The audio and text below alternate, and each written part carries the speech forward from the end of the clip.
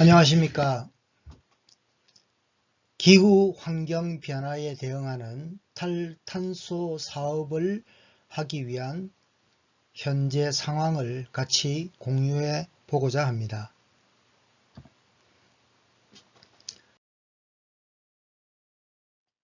전체적인 목차는 석유와 석탄의 역사를 알고 또 IPCC의 탄생의 의미를 살펴보겠습니다.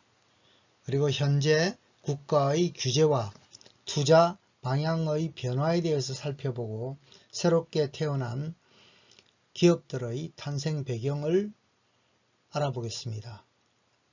그리고 향후 미래 방향성에 대해서 같이 공유하도록 하겠습니다.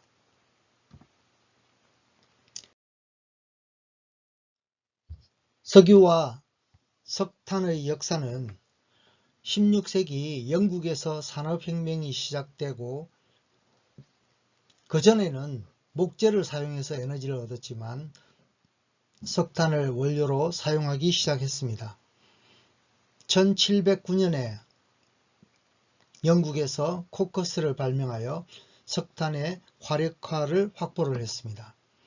그리고 18세기에 산업혁명이 본격적으로 시작되면서 열차와 그리고 다른 기계들에서 석탄을 사용한 에너지를 가지고 산업의 혁명이 시작되었습니다. 1859년 미국에서 석유 채굴과 정제를 하기 시작했습니다. 1870년도에 석유 카르텔을 형성한 록펠러 재단이 스탠다드 오일을 창업하여 미국의 석유 채굴권의 약 95%를 차지하게 되어서 거대 기업으로 탄생을 했습니다. 1883년 독일의 다임즈 회사가 가솔린을 사용한 엔진을 발명을 했습니다.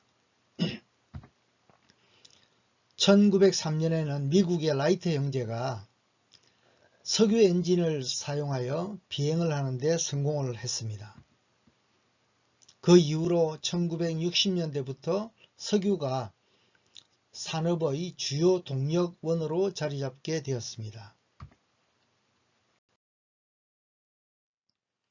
IPCC의 탄생은 1988년 유엔의 산하기구로서 지구의 기후변화를 평가하는 역할을 하기 위해 탄생한 기구입니다. 1990년부터 95년까지 전세계 과학자들이 모여서 CO2가 지구온난화의 주요 원인이 될 가능성이 높다는 것을 추정하였습니다.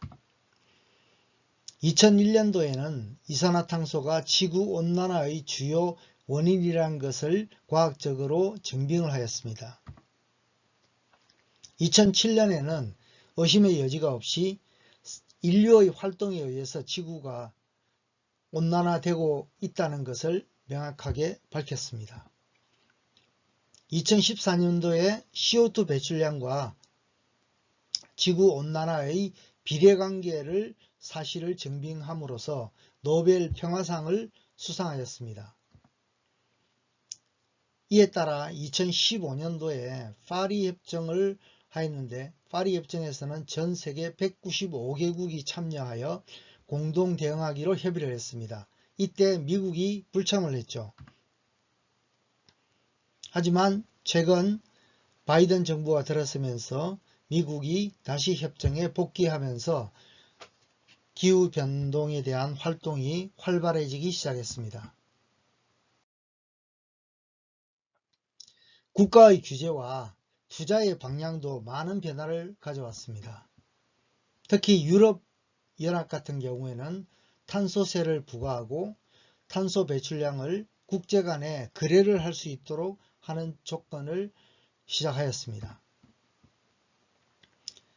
요즘 많이 보게 되는 ESG 투자는 블랙록 펀드와 GPIF의 연금 펀드는 환경을 배려한 기업에만 투자하기로 결정을 하였습니다. 따라서 환경을 배려하지 않는 기업에게는 투자를 하지 않겠다는 방향으로 변화되고 있습니다. 그린을 하는 사업을 가진 거대한 기업들이 탄생을 했는데요. 전체 산소 배출량의 27%를 차지하는 전력 분야는 태양광과 풍력을 주요 에너지로 만드는 회사가 급부상하게 됩니다. 미국의 넥스트라 에너지는 미국의 태양 판넬로 발전을 시작해서 엑선모빌의 주가를 상회하기도 하였습니다. 덴마크의 오스티드는 해상 풍력 발전을 하여 새로운 에너지의 강자 회사로 부각되었습니다. 이런 회사들은 국가의 보조금을 통해 급성장하기 시작했습니다. 전체 19%를 차지하는 농업 분야는 소가 품어내는 메탄가스가 온실효과에 큰 영향을 미치고 있습니다. 우리는 소고기와 우유를 먹기 위해서 숲을 파괴하여 농장을 만들고 소를 기르기 시작했습니다. 하지만 현재는 식물로 만든 소고기와 우유를 만들어서 판매를 하기 시작하였고 아마 곧 주요 음식으로 자리매김할 겁니다. 이미 스타벅스에서는 귀리를 사용한 우유 제품을 메뉴에 넣고 팔고 있습니다. 이렇게 새로운 변화는 새로운 강자 기업들을 만들고 있죠. 특히 교통 분야 같은 경우에는 전기 자동차가 대세입니다. 미국의 테슬라나 중국의 니오, 미국의 애플 등에서 전기 자동차를 생산하기 시작했습니다. 이러한 기업들은 기존에 있는 자동차 생산 기업이 아닌 것이죠. 유럽에서는 2030년까지 가솔린 차의 생산을 중단하기로 했습니다. 하지만 일본과 한국은 수소 자동차를 생산하기로 결정을 하였습니다. 이는 기존의 스플라이 체인과 또 고용 유지의 문제 때문에 빠른 대응이 지연되고 있는 상황입니다. 미래 자동차는 소유가 아닌 공유와 이동하는 서비스를 제공하는 것으로 바뀌게 됩니다. 카스, 즉 Connected Autonomous Share and Service Electric입니다. 카스의 기능으로 자동차는 의미가 바뀌게 됩니다.